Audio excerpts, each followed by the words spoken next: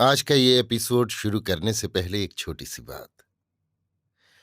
क्या आप भी अपना पॉडकास्ट बनाने की सोच रहे हैं? तो एंकर ट्राई कीजिए। ये पॉडकास्ट बनाने का सबसे आसान तरीका है। नंबर 1, ये फ्री है।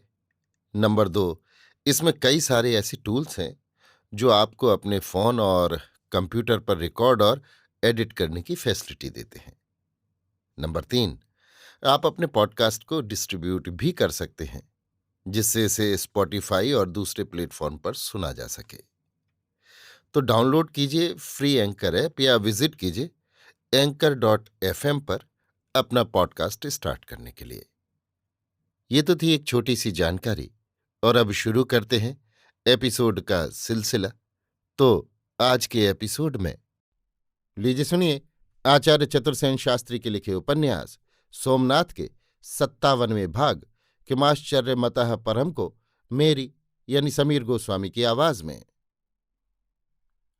जिस समय गजनी का ये आतताई उत्तर भारत को इस प्रकार रौंदता हुआ, नगर जनपद सबको आग की भेंट करता हुआ सोमनाथ पाटन को भूमिसात करने बढ़ा चला जा रहा था, उस समय दक्षिण का चोल राजा 6 लाख अश्वों का अधिपति था। परंतु उसने आंख उठाकर भी इस आतताई की ओर नहीं देखा। वो बर्मा और बंगाल को जीतने ही में लगा रहा। यद्यपि राजा जयपाल की सहायता दिल्ली, अजमेर, कलिंजर और कन्नौज के राजाओं ने की थी, पर फिर भी उनकी पराजय ही हुई। महमूद के ये आक्रमण तो भारत के लिए भावी खतरे की एक विज्ञप्ति थे।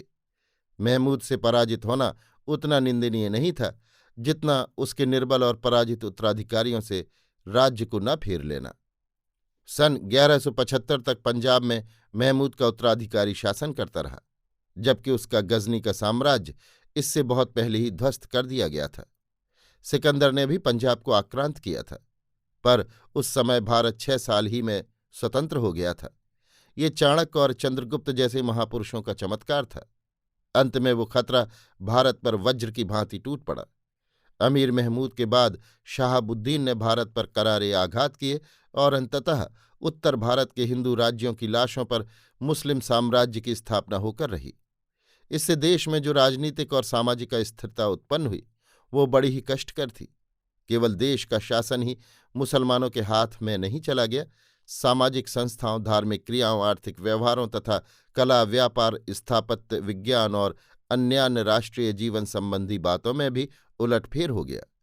हिंदुओं की सैनिक वृत्ति नष्ट कर दी गई, क्योंकि उन्हें इन मुस्लिम विजेताओं ने अपने राज्य में कोई स्थान नहीं दिया।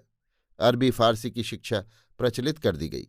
यद्यपि सारा भारत कभी भी मुस्लिम सत्ता के अधीन नहीं हुआ, परंतु सारा देश मुस्लिम शासन से प्रभावित अवश्य हो गया।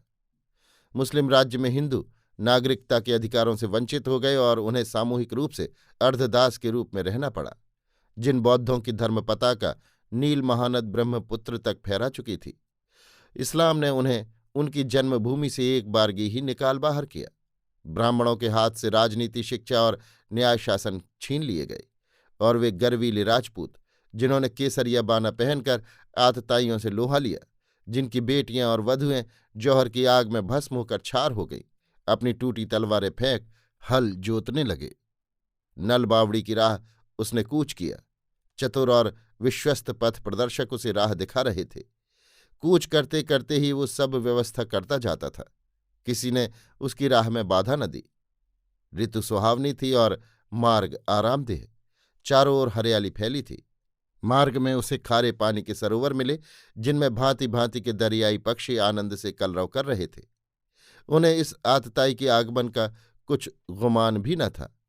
अमीर और उसके बर्बर सैनिकों के लिए ये सब दृश्य नवीन और अपूर्व थे।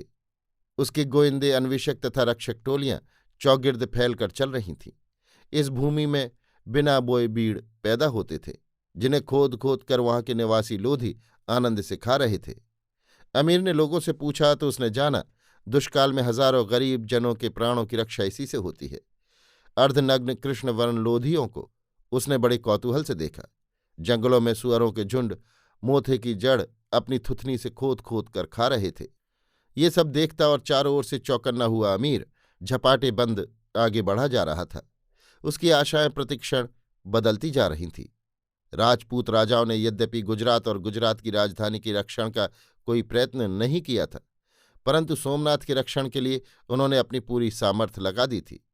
अनेक छत्रधारी राजा, महाराजा, उमराव, राव, योद्धा, ठाकुर और मंडलेश्वर अपनी अपनी सामर्थ्य से सैन्य ले लेकर आए थे।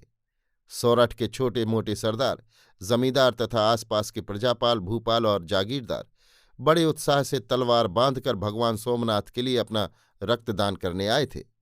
सहस्त्रों कुलवधुओं, गुर्जर बालाओं ने अपने स्वर्ण रत्न आभरण उतारकर इस धर्म युद्ध में सहायता भेजी थी और अपने पति पुत्रों को उत्साहित करके युद्ध क्षेत्र में भेजा था।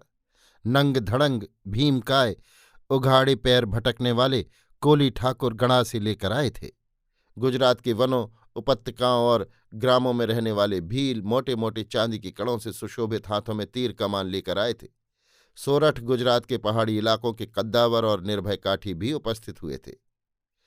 इस प्रकार अपनी ही अंतःप्रेरणा से गुजरात के 1,00,000 तरुण अपने अपने शस्त्र ले भगवान सोमनाथ के लिए रक्तदान देने अपने अपने दल बनाकर आए थे।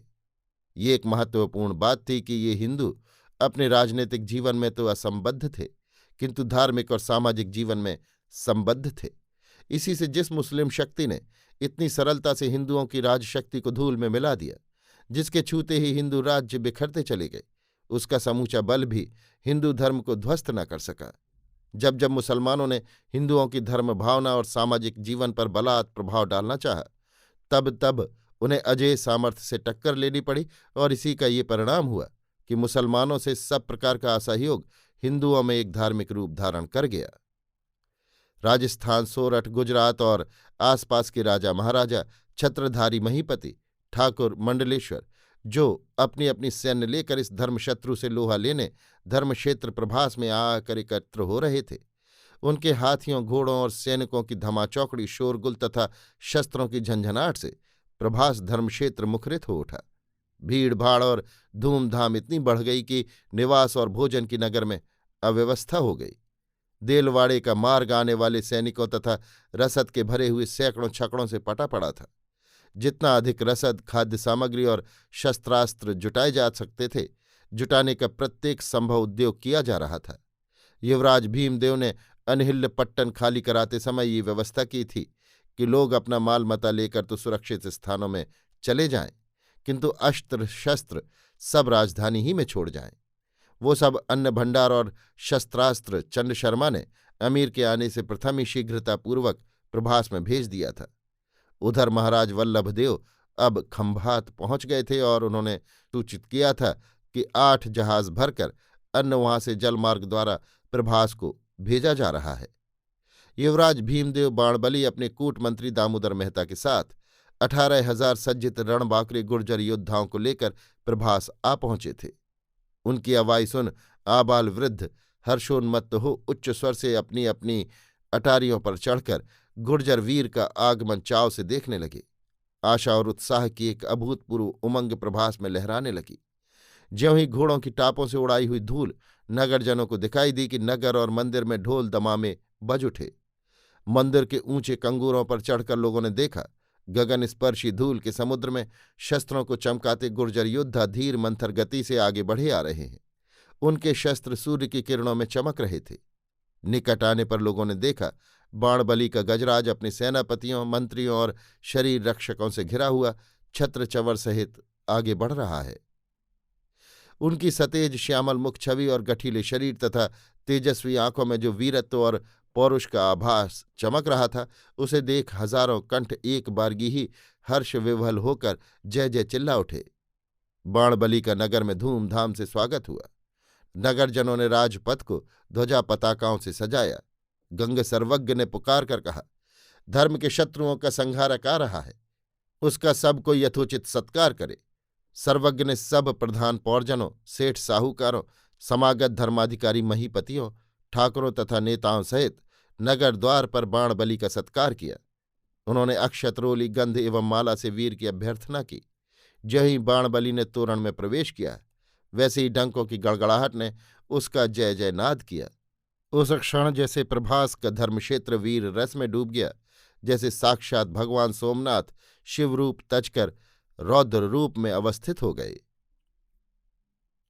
अभी आप सुन रहे थे आचार्य चतुर्सेन शास्त्री के लिखे उपन्यास सोमनाथ के 57वें भाग किमाश्चर्यमतः परम को मेरी यानी समीर गोस्वामी की आवाज में।